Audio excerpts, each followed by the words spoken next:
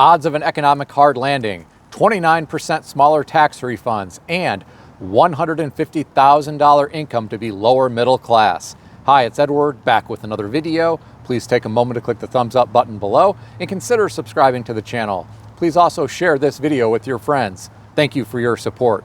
Today, I read several financial news articles. I've included links to the articles in the description below. I encourage you to read the articles to support the authors and news sources. As a private American citizen, I'd like to report and share my transformative thoughts through commentary regarding small sections of these articles that are of public interest.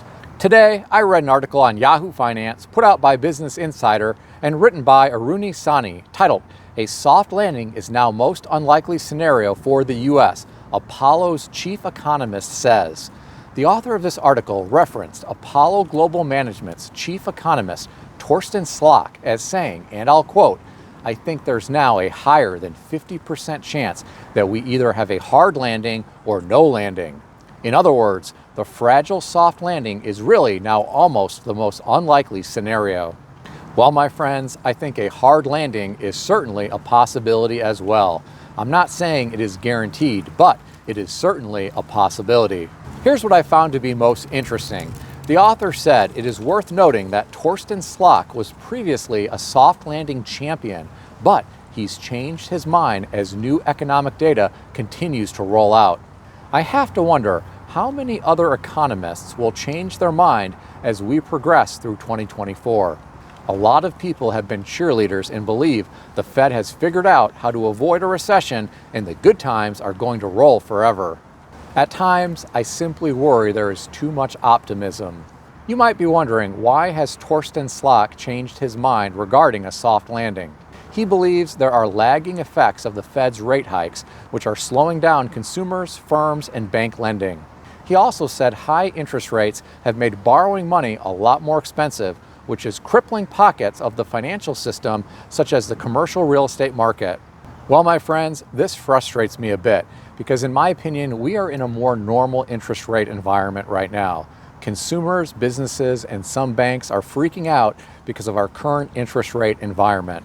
That's because many of them got addicted to cheap money during the past decade and a half. I don't think the Fed should have ever kept rates as low as they did for as long as they did.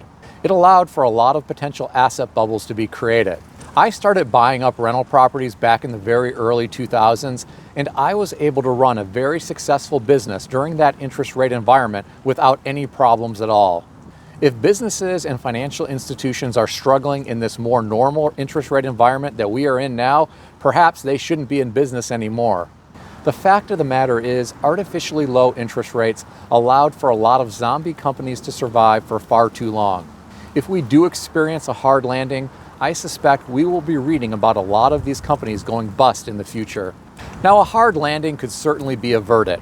Who knows what the Fed has up their sleeve? Who knows what the outcome of the presidential election will be? Who knows what is going to transpire in China?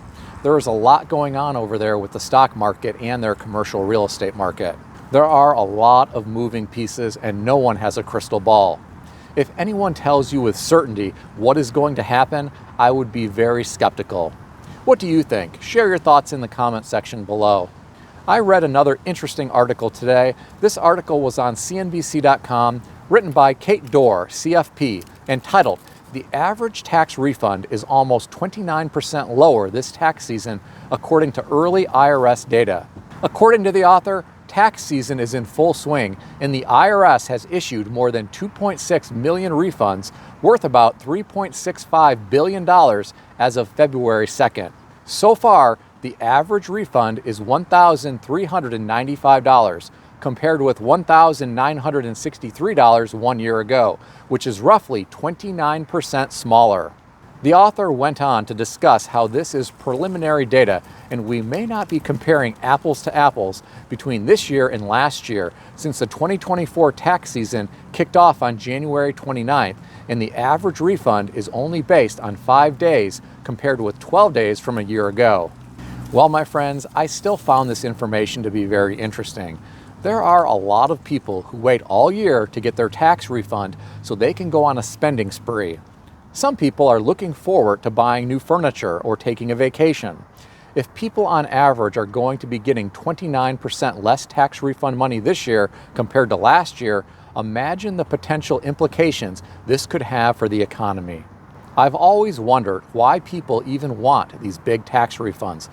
Why don't they just adjust their withholding so that they can invest their money as opposed to letting the government sit on it for the year? If you have a good answer for that question, let me know in the comment section below.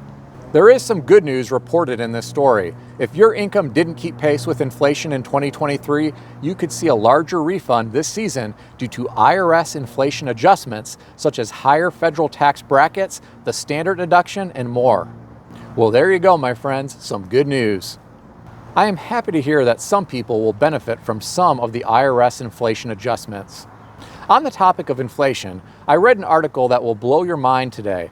This was on Yahoo Finance, put out by Go Banking Rates, and written by Laura Beck, titled, "A $150,000 income is lower middle class in these high-cost cities."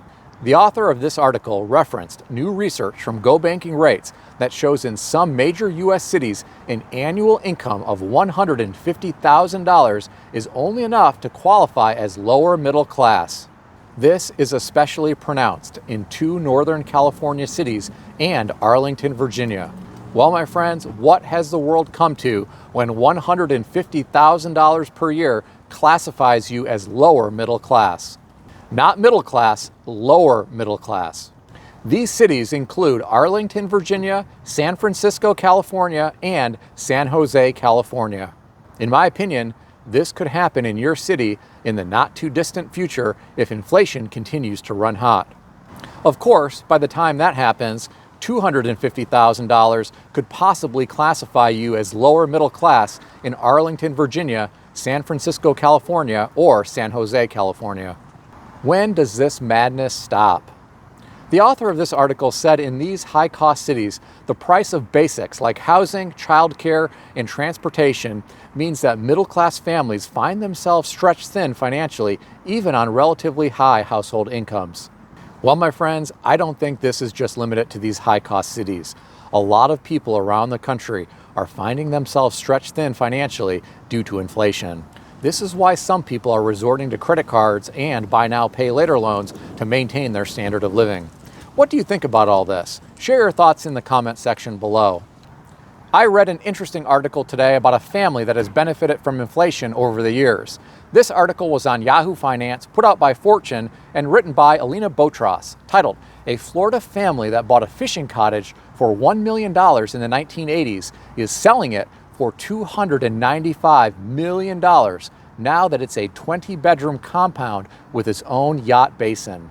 According to the author, an individual named John Donahue bought a 4-acre strip of land in the 1980s for $1 million. He ended up buying more land over the next decade to reach 9 acres in total. This is in the Port Royal neighborhood in Naples, Florida. The family who inherited this property now wants to sell it for $295 million. It includes 1,655 feet of waterfront, a primary house and 2 guest houses, and a 231-foot yacht basin. Well, my friends, this goes to show you how real estate appreciation can potentially make you very wealthy. With that said, who knows if this will sell for anywhere near $295 million. A lot of high-end properties never sell for anywhere near their asking price. There are often multiple price improvements. If any of you end up buying this property, let me know and I'll rent out one of your guest houses and we can hang out on your private beach. What do you think about this high-end property? Share your thoughts in the comment section below. Please keep in mind that everything in this video is for entertainment purposes only, and nothing in this video is financial advice or advice of any kind. If you need advice, seek advice from a qualified professional in good standing who puts your interests first and foremost. If you enjoyed this video, consider subscribing to the channel. Please also consider sharing this video with your friends. I want to extend a special thanks to everyone who has subscribed to this channel. I want to also thank all of my channel members. Check out some of the great books that I suggest you consider reading in the description below. I've included Amazon affiliate links to these books. As an Amazon associate, I earn from qualifying purchases. Stay healthy and wealthy. I'll see everyone in the next video.